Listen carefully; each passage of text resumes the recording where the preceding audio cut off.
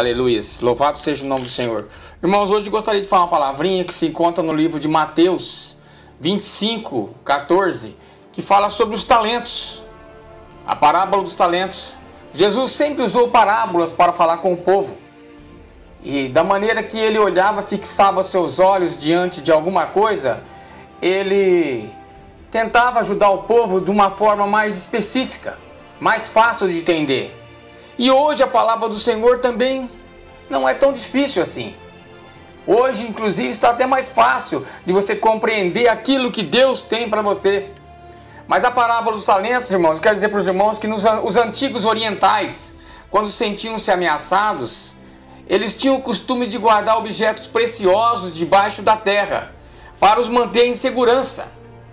Naquele tempo, foi justamente o que fez um dos servos que recebeu um talento, que poderia equivaler, irmãos, ao salário de 20 anos de trabalho braçal, na parte mais dramática da parábola dos talentos.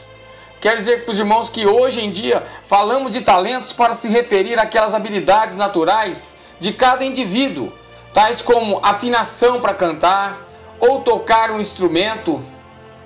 Mas Jesus, na parábola dos talentos, ele apontava para a preciosíssima tarefa, irmãos, de anunciar a palavra, a graça e o amor de Deus, dada a todos aqueles que recebem Jesus como Salvador. Eu quero dizer para os irmãos que o trabalho na seara do Senhor está intimamente relacionada às habilidades potenciais que cada ser humano recebe do Criador. Mateus 25, 14 nos diz que, porque isto é também como um homem que, partindo para fora da terra, chamou os seus servos e entregou-lhe os seus bens. E a um deu 5 talentos, e a outro 2, e a outro 1, a cada um segundo a sua capacidade. E ausentou-se longe. Mas eu quero dizer para os irmãos que Jesus nos revela na parábola que a divisão dos talentos, ela segue uma proporcionalidade, irmãos, relativa à capacidade de cada indivíduo. Deu mais a quem mais tinha condições de desempenhá-los com maior desembaraço, que por consequência negociou mais e obteve um sucesso maior.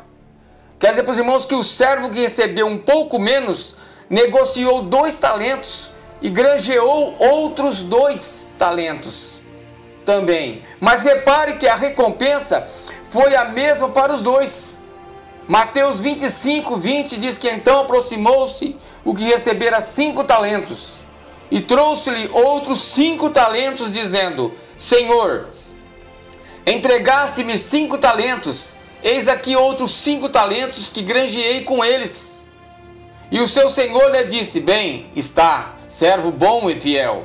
Sobre o pouco foste fiel, sobre muito te coloquei, entra no gozo do teu senhor.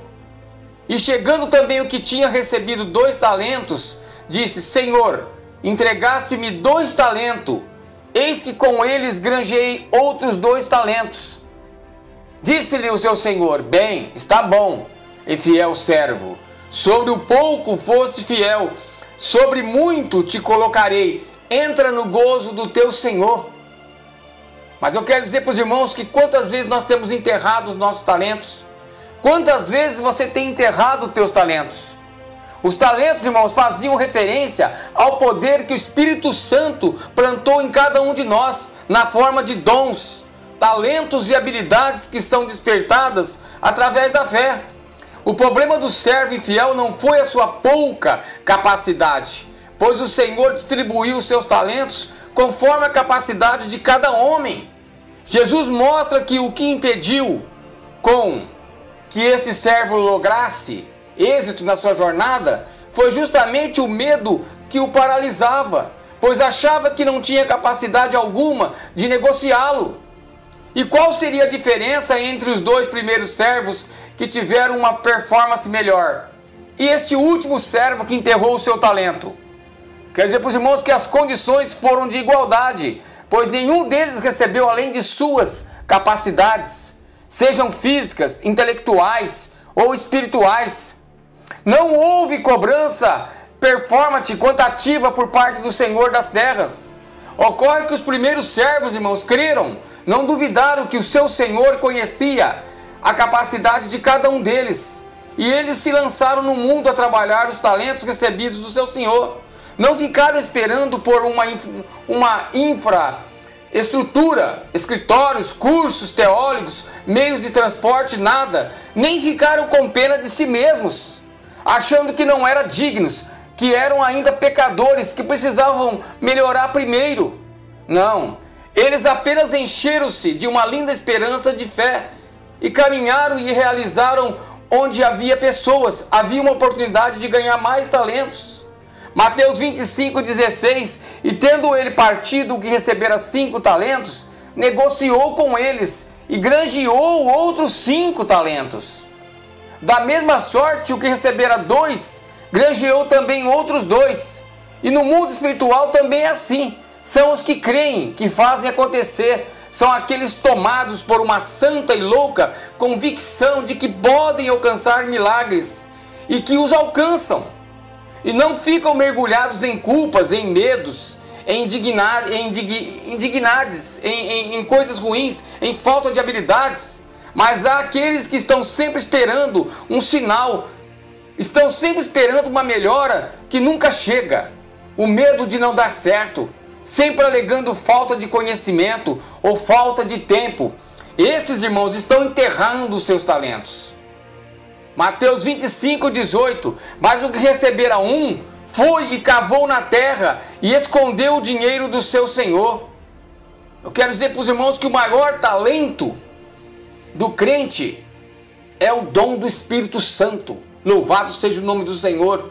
O maior talento é você mesmo. O dom do Espírito Santo mora em você, mas você precisa ativá-lo pelo poder sobrenatural da fé. A capacidade, irmãos, é dada pelo próprio Senhor, mas precisa que você creia. Negociar os talentos não significa ficar esperando uma oportunidade de fazer grandes pregações em templos enormes e cheios de gente. Quer dizer para os irmãos que os seus dons são para serem exercidos no meio da sociedade em que vivemos, até onde for o seu alcance, e influenciando pacificamente o seu ambiente que se começa. Ajudando, consolando o próximo, com bom testemunho, com boas palavras, com atitude de amor, deixando o Espírito Santo, irmãos, transparecer por meio de suas boas obras. Porque quando realmente se entende o Evangelho como o sentido real da vida, há uma alegria perene, transbordante, que nos faz andar em louvor a Deus e procurando louvá-lo em todas as situações cotidianas. Aí você pode estar na lida, no labor diário, mas ainda assim negociando com seus talentos, ganhando vidas para o seu Senhor, sejam eles colegas de trabalhos, amigos, familiares, companheiros de faculdade, companheiros de igreja, enfim, o maior talento é você mesmo, pois o dono dos talentos, o Espírito Santo, habita em você. Peça a Ele sabedoria, mas creia, é chegada a hora de sair para granjear ainda mais talentos. É tempo de despertar, irmãos. E se formos fiel com esses poucos talentos, certamente nos será dado tesouros eternos, guardados para o grande dia em que o Senhor nos revelará o nosso Senhor Jesus. Louvado seja o nome do Senhor. Creia e toma posse. Aleluias.